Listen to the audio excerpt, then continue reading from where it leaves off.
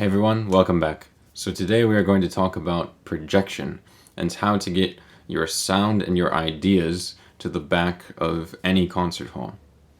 So the first thing I just want to address is that I think some players sometimes get into this obsessive mode of being hyper aware of the amount of sound and the volume that they're producing. And of course, it's important to be able to make a big sound when we need to, when it's necessary. But I think you all would agree what is more important is the content of what you are saying. The content and the quality, the colors, the emotion, and the meaning of what we are trying to say. So that would be my first piece of advice is remember first what it is that you want to project, rather than just jumping already to the problem of projecting sound, period. But rather think what kind of sound, what kind of emotion are you trying to get across? Okay? Because if you don't have that, if you don't have something meaningful and special to say, then there's really no point to projecting. Because then you're just making yourself present in people's ears without any purpose, without any meaning.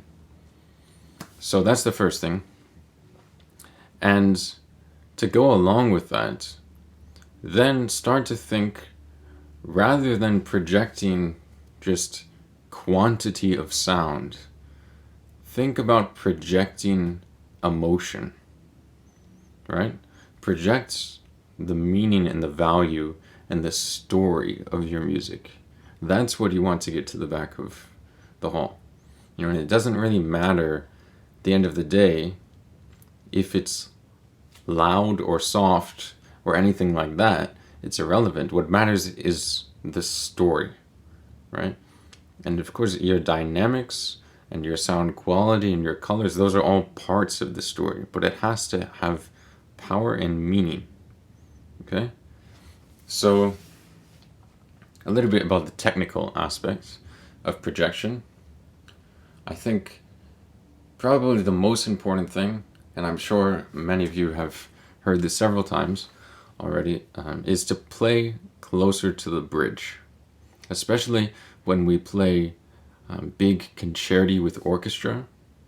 This ability to get closer and closer to the bridge with the bow is going to give us a much more clear and powerful sound that is going to be able to cut through any orchestra to the back of the hall. See, so if you're playing closer to the fingerboard, too close to the fingerboard, no matter how much pressure you're using, no matter how much weight or whatever, you're not going to be able to get as powerful of a sound as if you put your bow closer to the bridge. So this can be uncomfortable at first because it can start to scratch and squeak a little bit. But the more that we do this, the more that we learn the limits of our cello, the limits of how far we can push it, the better the sound quality is going to become. So I would recommend practicing slow scales every day, very, very close to the bridge, just pushing that limit, seeing how far can you get, how close can you get to the bridge before it starts to squeak. Okay? So by doing that, you're training yourself and your bow technique, but you're also actually training the instruments to take that sort of tension. And so then your instruments will be opening up actually and ringing more and more as you get closer to that bridge. Okay? So the last technical thing I'll mention is sometimes with the obsession of projection and of creating volume, we apply a lot of pressure into the instrument. We think we have to force sound out, so we push really hard and try to give something really strong and powerful, you know.